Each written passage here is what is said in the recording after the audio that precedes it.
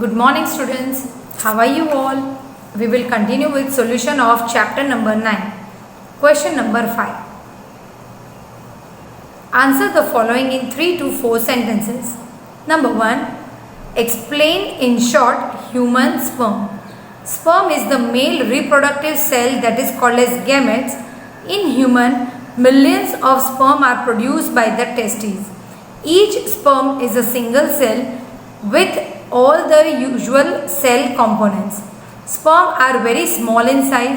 Each sperm has a head, a middle piece and a tail in its structure. Human sperm जो होता है वो male reproductive gametes होता है और ह्यूमन स्पर्म जो होता है वो मिलियन की काउंट्स में होता है and it is produce in testis. और जो एक स्पर्म होता है, ईच स्पर्म उसके अंदर सिंगल सेल होता है, right, and usual all component cell components and sperms are very small, बहुत छोटी साइज में होता है और उसके 3 पार्ट्स होते हैं, head, a middle piece and a tail in its structure. How do hen eggs differ from frog's egg? Hen lays single egg at a time and its egg is fertilized. वो एक time में single egg ही ले करता है और वो fertilise होता है. The hard shell around the developing embryo is protective layer for hen's egg. जो hen का एग होता है उसके ऊपर जो हार्ड शेल होता है वो एम्ब्रियो का प्रोटेक्टिव लेयर होता है. Female frog lays hundreds of egg. Female frog जो होती है वो 100 एग्स ले करती है. Unlike hen egg, each egg of frog is unfertilized. उसके जो एग्स होते हैं फ्रॉग्स के वो अनफर्टिलाइज होते हैं and comparatively very delicate and holds the egg together with a layer of jelly. तो उसके साथ जेली जैसा लेयर होता है और वो सब एग्स को एक साथ होल्ड करके रखते हैं, right, and it is a very delicate egg. और फ्रॉग का जो एग होता है वो अनफर्टिलाइज होता है और hen का जो एग होता है वो फर्टिलाइज्ड होता है. Mention the function of testis and ovaries. Testis in a male reproductive organ. Testis क्या है? मेल रिप्रोडक्टिव ऑर्गन है. Million of cells are produce in it. यानी जो टेस्टिस होता है उसके अंदर मेल गैमेट्स प्रोड्यूस होते हैं मिलियन के काउंट्स में. Now ovaries. And ovaries is a female reproductive organ. In human beings a single matured egg is released by one of the ovary every month. यानी जो फीमेल रिप्रोडक्टिव ऑर्गन होता है उसके अंदर एक ही मैच्योर एग ग्रो होता है every month. Explain the importance of reproduction in organism of reproduction. Importance of organisms. Young individual of own kind are reproduce. Organisms का importance क्या होता है reproduction में? तो उसके same टाइप का, खुद के टाइप का young one वो reproduce कर सकते हैं. The number of individual और population of species increase. इससे क्या होता है कि हम लाइफ साइकिल को आगे बढ़ा सकते हैं. यानी एनिमल्स हो या ह्यूमन बींग्स हो उसके स्पीशीज मल्टीप्लाई हो सकते हैं. It ensures the continuation of similar kind of individual generation after generation. जैसे कि हम ह्यूमन बींग्स ही लेते हैं, हमारे ग्रैंडफादर है, उसके हमारे फादर हैं, उसके सन है, उसके बच्चे हैं, तो ये जनरेशन बाय जनरेशन इंक्रीज होते हैं और हमारे जनरेशन को भी आगे बढ़ाते हैं. Thus, reproduction is essential for the continuation of a species. Describe the process of fertilization in human beings. Sexual reproduction occurs in human beings. Fertilization takes place inside the female body is called internal fertilization. अब sexual fertilization जो होता है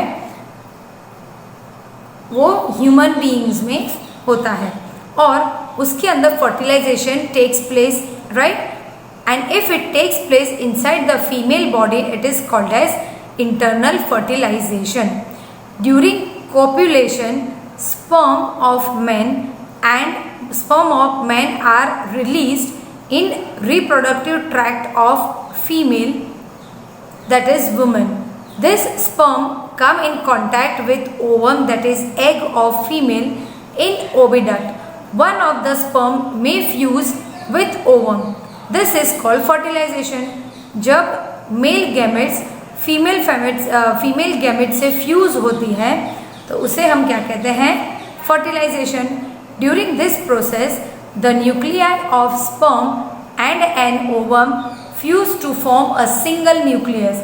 यानी sperm और ovum जो है उसके nucleus fuse होके सिंगल न्यूक्लियस फॉर्म करते हैं. This result in formation of fertilized egg or zygote. Explain giving scientific reason. Production is essential for all living organisms. Yes, it is essential. Reproduction is the process to produce new offspring. New offspring जब born होता है तो उसे हम reproduction कहते हैं. No organism is immortal. एक दिन ऐसा होता है कि सब organisms को मरना ही है. They die. So if they die, if there is no reproduction, how we can produce new offspring, right? Continuation of species is maintained by new offspring. यानी species जो born होते रहते हैं वो continuation होती रहती है. So reproduction is very important as it ensures the continuation of similar kind of individual generation after generation. In human beings, some characteristics generation from maternal and some characteristics from parental generation are inherited in offspring. जब human beings born होते हैं तो उसके अंदर कुछ characteristics maternal होते हैं यानी mother के होते हैं और कुछ characteristics father के होते हैं, that is parental. Offspring में वो दिखाई देते हैं. Offspring means young ones. Yes, in human beings sexual reproduction occurs. Human beings में क्या होता है? Sexual reproduction. Zygote is formed by fusion of mother ovum and father's sperm during fertilization. जब zygote बनता है वो कैसे बनता है? मदर के ओवम और फादर के स्पर्म का जो फ्यूजन होता है, जब उसमें फर्टिलाइजेशन होता है तब zygote फॉर्म होता है.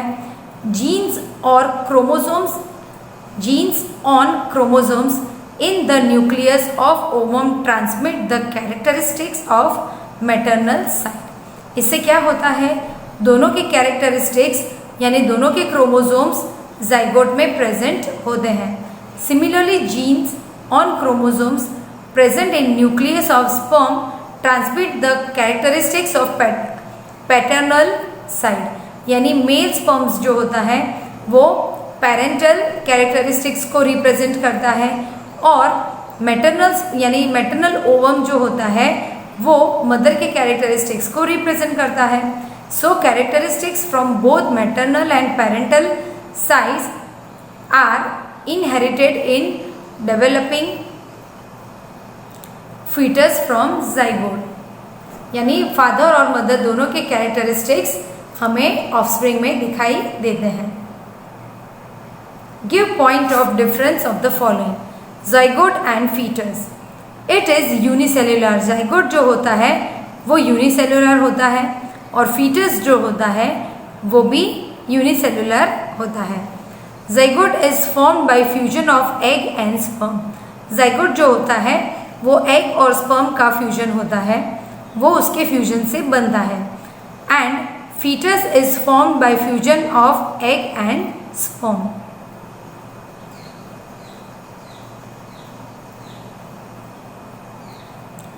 Here, it is formed in oviduct in human female.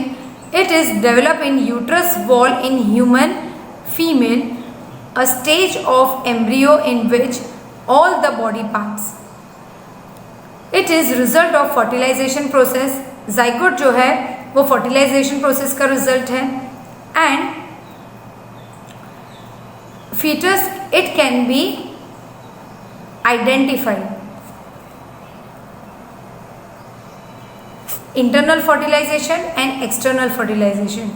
The fusion of male and female gametes takes place inside the female body, and external fertilization, the fusion of male and female gametes takes place outside the body of the female.